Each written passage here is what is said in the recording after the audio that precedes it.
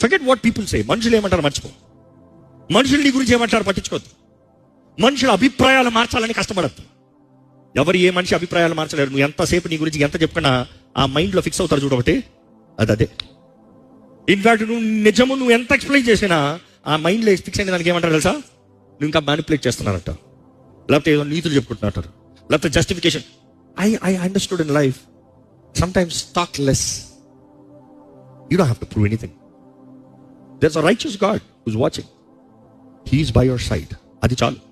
అదే నువ్వు దేవుడితో సరిగా ఉంటే చాలు, దేవుడి నీ పక్షాన నిలబడితే చాలు. మనుషుడు ఏం మాట్లాడినా దులుపుని పోతా ఉండు. కొన్నిసార్లు హృదయాన్ని తీసుకోవద్దు. ఎందుకంటే గుండెకి తీసుకున్న ప్రతి మాట గుండెని గాయపరిచి గుండెని విరగొడుతుందే కానీ గుండెని కట్టే మాటలు లోకల్గా కనబడుతున్నాయా? ఎక్కడ పోయిన వారు ఎన్ని మాటలు మీ గుండెని కట్టినట్టుగా విన్నారు, లేకపోతే ఎన్ని మాటలు మీ గుండెని బాధపరిచినట్లుగా విన్నారు? అధిక శాతం ఏముంది? అందుకని బైబిల్ చెప్తుంది, by all means God your heart. నీ హృదయాన్ని కాపాడు, నీ హృదయాన్ని కాపాడు. ఇందులోకి వెళ్ళేది సరిగా ఉండదు, ఇందులో వచ్చేది సరిగా ఉండదు.